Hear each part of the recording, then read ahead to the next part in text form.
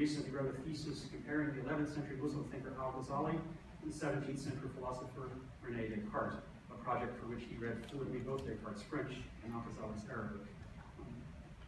Kamal, please welcome Kamal Khashoggi.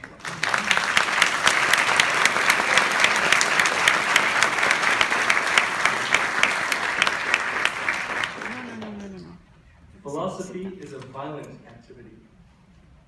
Of course, I'm not speaking of a physical kind of violence, although perhaps the case could be made for those of us who have been up until 4 in the morning, wrestling with the likes of Hegel. You know, as a student, you expect your fair share of 3 a.m.s, but 4 a.m. is that's a Hegelian hour where your sleep is absolutely negated. No, I'm speaking of a violence directed at our habitual patterns of thought and at our ready-made answers. Every member of the graduating class has, for the last few years, been fighting with him or herself to let go of these guardrails and access the most abstract principles underlying all of our other thoughts. For as it turns out, thinking critically and coherently does not come easily to it. René Descartes, who is often dubbed the father of modern philosophy, opens his meditations on first philosophy with the following passage. I quote, "Some years ago I was struck by the large number of falsehoods that I had accepted as true in my childhood, and by the highly doubtful nature of the whole edifice that I had subsequently based on them. I realized that it was necessary, once in the course of my life, to demolish everything and completely start again right from the foundations. We don't have to be as extreme as Descartes, but through him we can grasp an idea of the kind of excavations that we perform in philosophy. I know some don't see the power in this violent style of thinking, but every careful student of history knows the potency of abstract thought at its most incarnate. It is no surprise, after all, that Alexander the Great, the first person to conquer the known world, had Aristotle for a teacher. It is no surprise that, for better or worse, if we examine the roots of every major political, scientific, religious, artistic, or moral transformation in our history, we shall find there one, if not a series of great philosophers and their ideas. Consider, as examples, the genesis of the French Revolution in Laude, Rousseau, Laude, and others. Consider the rise of communist states during the 20th century, inspired by the writings of Karl Marx. Or consider the contributions of Descartes, Leibniz, Newton, and others to mathematics and to scientific methodology, which invigorated the scientific revolution.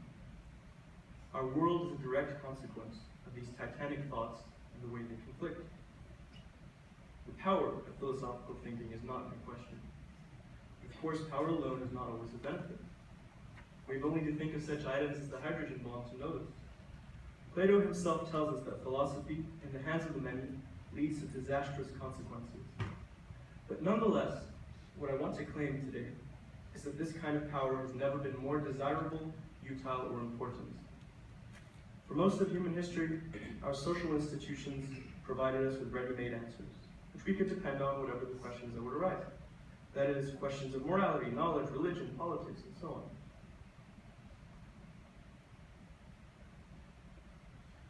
Societal institutions provided us with stable boundaries of thought.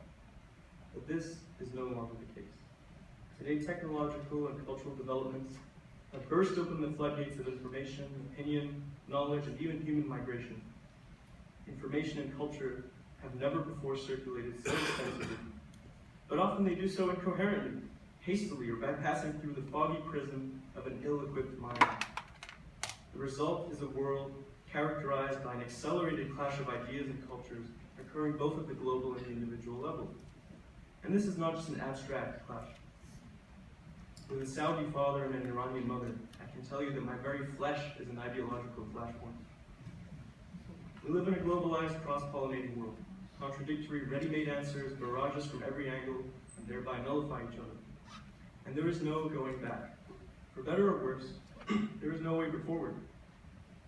But how shall we move forward? How shall we interpret and act in this new world, whose incessant conflicts have violently robbed us of ready-made answers? Some of you may have suspected, all that I have just said is not to say that we live in a world empty of philosophy, but exactly the opposite. In some sense, we have been condemned to philosophize from the beginning. The moment we have formed an opinion or made a judgment, we have, in some sense, philosophized. So there is no way out of it. The trouble is that we rarely philosophize well. Just consider the way news anchors and pundits on CNN or Fox News dangerously speculate about matters totally outside of their expertise. For such an example of bad philosophizing. In this sense, Plato was right. So in the absence of ready-made answers and right philosophy, we end up either with a more nefarious kind of ignorance, the bad philosophy I just mentioned, that is all the more dangerous for its conceit, or we end up with total paralysis in the face of competing ideas and choices. I'm not speaking here only of grand political or scientific problems. I am not even just speaking of the ancient questions that have always haunted us, such as questions of death and eternity. I'm speaking of the responsibilities we hold to each other and to ourselves. How do our most mundane little purchases at the supermarket affect people continents away? Which news program shall inform us and which shall misinform us? Through which filters shall the instant knowledge at our fingertips pass through? What shall we make of the foreigner at our doorstep? How shall our traditions cohere with the rest of the world now that the two have come to blows? The most concrete example of this crisis currently is that of the refugee crisis in Syria and Europe. There we find a symbol for every ideological, religious, economic, political, moral, cultural clash which characterizes our age, and for which we have no ready-made answers. Our old questions, too, are revitalized by the new world. The nature of consciousness, for instance, is no longer a curiosity hidden away in the ivory tower, but of central importance to how we shall make sense of and react to advances in artificial intelligence and bioengineering, which are on the horizon. But we aspiring philosophers have learned that there can be no half measures.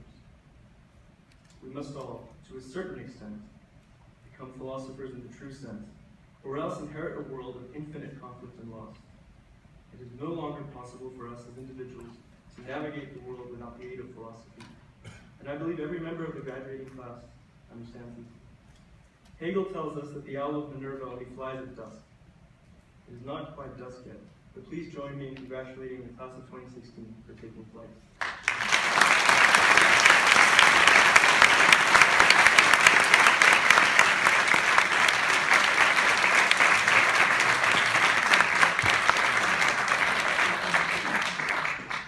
Thank you very much, Kamal. By tradition, we invite retiring faculty to give the faculty speech at commencement. This year I'm sad to say that Professor